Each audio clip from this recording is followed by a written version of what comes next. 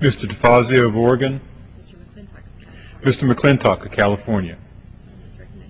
The gentleman is recognized for 5 minutes. Thank you, Mr. Speaker. I rise to take strong exception to the speech by the President of Mexico here in this chamber today. The Mexican government has made it very clear for many years that it holds American sovereignty in contempt, and President Calderon's behavior as a guest of the Congress today confirms and underscores this attitude.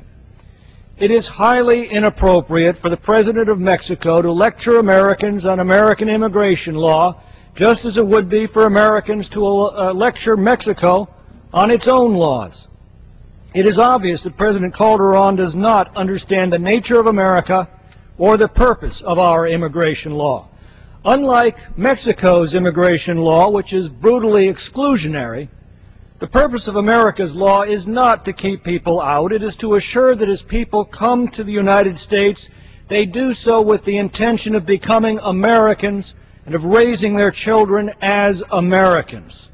Unlike Mexico, our nation embraces legal immigration, and what makes that possible is assimilation.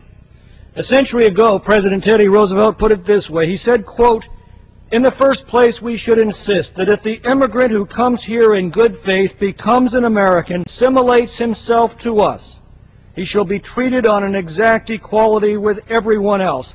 For it is an outrage to discriminate against any such man because of creed or birthplace or origin. But this is predicated upon this person's becoming in every facet an American and nothing but an American. There can be no divided allegiance here. Any man who says he's an American but something else also isn't an American at all. We have room but for one flag, the American flag. We have room for but one language here, and that is the English language.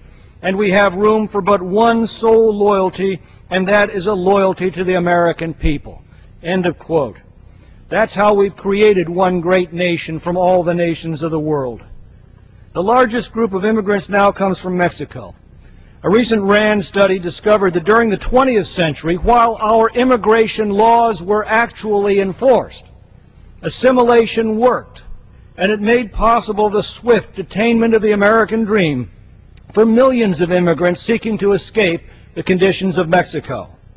That is the broader meaning of our nation's motto, E pluribus unum, from many people, one people, the American people.